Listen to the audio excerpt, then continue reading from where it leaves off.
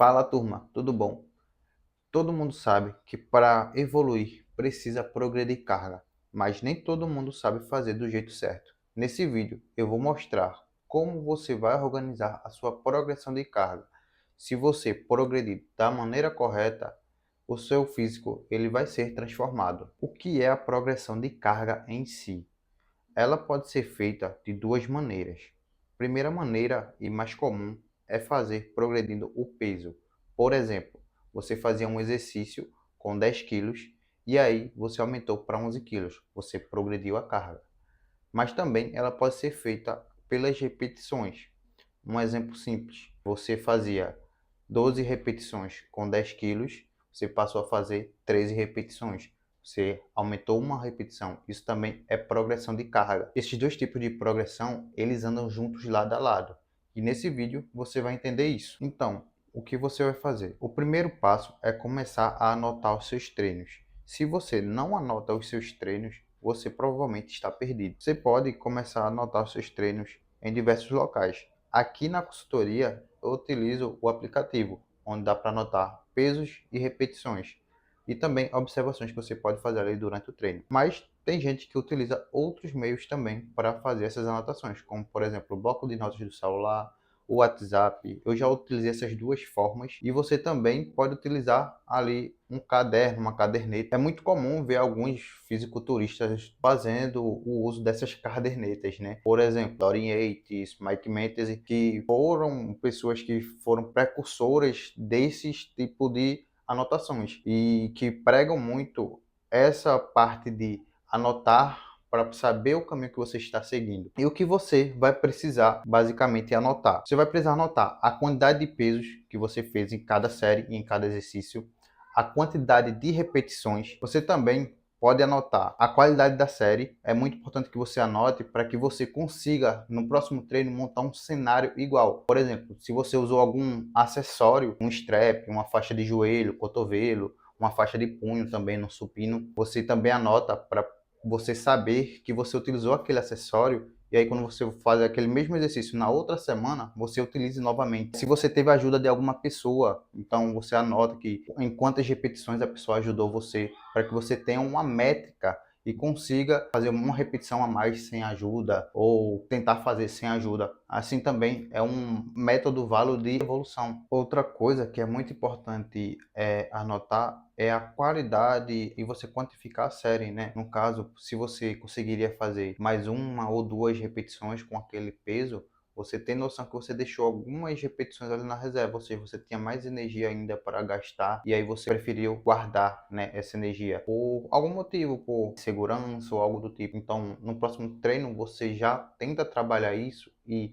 ou aumentar um pouco o peso ou você tentar ir ao máximo, né? Tentar chegar ali realmente na falha. E já que estamos falando em falha, quando eu devo falhar? Onde eu devo falhar? Você deve falhar na faixa de repetições pré-determinadas no seu treino. Por exemplo, 6 a 8 repetições. Você não vai fazer mais que 8 repetições e nem menos que 6. Você tem que falhar dentro dessa faixa. Então, usando o exemplo aqui da faixa de 6 a 8 repetições, se você colocou um peso e fez menos que 6 repetições, ou seja, chegou ali 4, 5 repetições, você colocou uma carga alta demais, você colocou bastante peso. Então, você nem chegou no piso de repetições, que seria 6, que seria o mínimo. Então, nesse caso, você se superestimou demais e acabou falhando antes da hora. Você acabou usando mais peso do que conseguiria pegar. Então, nesse caso, você ajusta o peso, ou seja, diminui para tentar falhar ali entre 6 e 8. E o oposto também é verdade. Se você fez mais que 8, 9 repetições, 10 ali, você ultrapassou o teto de repetições. Então você se subestimou, você acabou botando pouco peso e fez mais repetições, acabou falhando depois da faixa de repetições. Se era 6 a 8 e você conseguiu fazer 9, 10 repetições, o peso está leve. Nesse caso você aumenta o peso e tenta falhar entre 6 e 8 repetições. O mesmo vale aqui para a faixa entre 8 e 12 repetições. No caso, se você colocou um peso e fez menos que 8, está pesado demais. Então você diminui o peso e tenta falhar entre 8 e 12 repetições.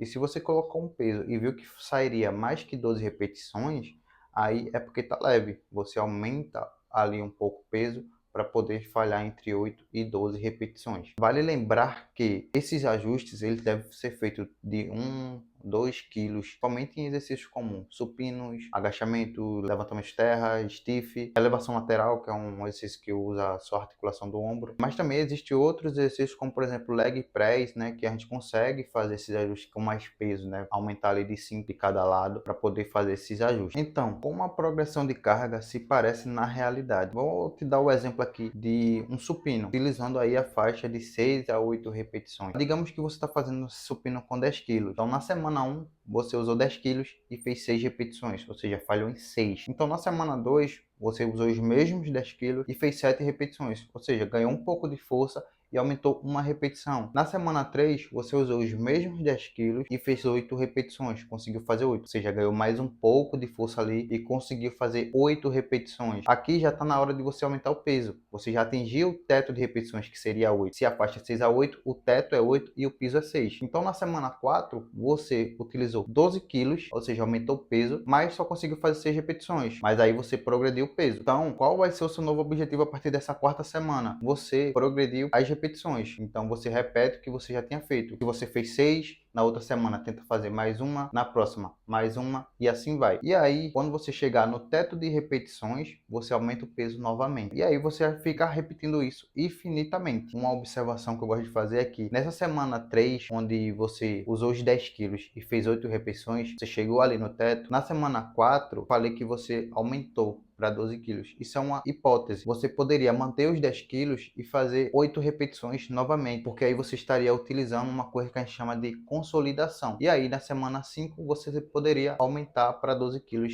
realmente. O mesmo vale aqui na faixa de repetições de 8 a 12. Vamos dar um exemplo aqui de um agachamento. Você fez 20 quilos e fez 8 repetições, ou seja, você está no piso ali, né? Está no mínimo. Na semana 2 você usou os mesmos 20 quilos e fez 10 repetições, ganhou 2 repetições, aumentou a força. Na semana 3, usou 20 quilos e conseguiu fazer 11, ou seja, aumentou mais uma repetição. Na semana 4, 20 quilos e fez 12 repetições, chegou no teto. Você vê que desde a semana 1 à semana 4, você não progrediu o peso, mas você progrediu as repetições, e é isso que eu quero que você entenda aqui. Então, já que na semana 4 você atingiu o teto, você fez 20 quilos e fez 12 repetições, na semana 5 você resolve aumentar o peso, né, para 22 quilos, aumentou 1 quilo de cada lado e fez 8 repetições. Então você voltou ali para o piso de repetições. Seu objetivo aqui novamente vai ser aumentar as repetições, né, mantendo 22 quilos até chegar no teto, que é 12 repetições. Você só aumenta a carga quando atinge o teto de repetições. Enquanto não atingir o teto, mantenha o peso e aumente as repetições. Lembrando que você não é um robô, então vai ter semanas, obviamente, que você não vai conseguir progredir. Vai ter semanas que você não vai conseguir nem aumentar peso, nem as repetições. É impossível você progredir toda semana. Então, se você tiver alguma semana que você não consiga nem aumentar os pesos, nem as repetições, isso é normal. Você não é um robô. A progressão de carga, ela não é linear. Ela tem altos e baixos. E é interessante que pode até cair. Tanto o peso como as repetições, ele pode diminuir e depois você voltar a aumentar novamente. Isso é extremamente normal. Porém, se isso persistir por muito tempo, alguma coisa está errado ali. Pode ser a rotina que está extremamente puxada, pode ser um sono desregulado, uma falta de aporte calórico ou de nutrientes, pode ser várias coisas. Ou pode também ser um volume de treino muito alto que não está te fazendo recuperar bem. E isso pode realmente atrapalhar a sua progressão, tanto de peso como de repetições. Tenha em mente que tudo tem que ser ajustado e pensar no longo prazo. Se você vinha progredindo muito bem e 2 semanas você não conseguiu progredir ou estagnou ou até suas cargas caíram um pouco, isso é normal. Não é normal se isso passar a cada treino cair e você passar semanas, meses e isso só ir decaindo. Então você só perdendo rendimento de treino. Então isso aí não é normal, tem alguma coisa errada. Erros que você pode estar cometendo aí ao fazer suas progressões. Um dos principais é a pessoa progredir muito, ou seja, aumentar muito o peso. Então, se na semana 1 a pessoa fez 8 repetições com 10 quilos, na semana 2 ela se empolga, ela tenta fazer 20 quilos, acaba aumentando muito ali, né? Consegue fazer 3, 4 repetições, isso não é uma progressão, você ficou fora da margem ali, se a sua faixa é 6 a 8. O mesmo vale para faixa de 8 a 12 repetições, se a pessoa botou ali um peso e conseguiu fazer 10 repetições e na outra semana ela se empolgou, aumentou muito o peso e porém só conseguiu fazer 5 repetições, ou seja, ficou fora da margem. Então, como eu falei, a progressão ela deve ser feita com pouco peso. Tente usar as anilhas de 1, 2 quilos para que você consiga ter consistência na sua progressão. Tem muitos exercícios que a gente só vai conseguir aumentar de 1 em 1 quilo. Por exemplo, agachamentos, levantamentos terra, stiff, supinos principalmente, e exercícios que usam uma articulação só, como por exemplo, uma elevação lateral, uma rosca direta, um tríceps francês com halter. Esses exercícios é muito difícil a gente aumentar muito o peso. Então, tenha em mente que progressão bem feita são progressões pequenas e é progressões feitas semana em semana. Outros erros que podem estar cometendo aí no seu treino é o erro de alterar os padrões. Por exemplo, se você aumentou o peso, mas sua execução piorou, você não progrediu. Se você precisou piorar a sua execução, isso não é uma progressão, isso é uma falsa progressão. Outra coisa que pode também mascarar sua progressão é se em uma semana você fez com uma carga e descansou 2 minutos, se recuperou bem, porém na outra semana você aumentou o peso, mas precisou descansar 4, 3 minutos, você fez outra falsa progressão, você não progrediu. Se você precisou descansar mais para recuperar, foi uma falsa progressão. Então mantenha o padrão de descanso também. Outro erro é você ficar alterando os exercícios ou a forma de fazer, ficar trocando de máquina toda hora e também o posicionamento na máquina, você acaba alterando e atrapalhando a confiabilidade das métricas. Então sempre tente manter os exercícios feitos iguais na semana 1, semana 2 e assim consequentemente. Se você fica toda hora trocando os exercícios, você acaba se perdendo, porque por exemplo, se você faz um agachamento no Smith e na outra semana faz um agachamento livre, nos exercícios você não vai pegar o mesmo peso. E são padrões diferentes. No agachamento livre já está dizendo, não, é um agachamento livre, tem outras musculaturas envolvidas e tudo mais. Então, a forma de agachar é diferente. Não é a mesma coisa no Smith, que é um aparelho guiado. Então, tende sempre manter o mesmo padrão. Então, é isso, turma. Esse vídeo foi mais para falar sobre só a progressão, como ela deve ser feita. E você deve ter cuidado também,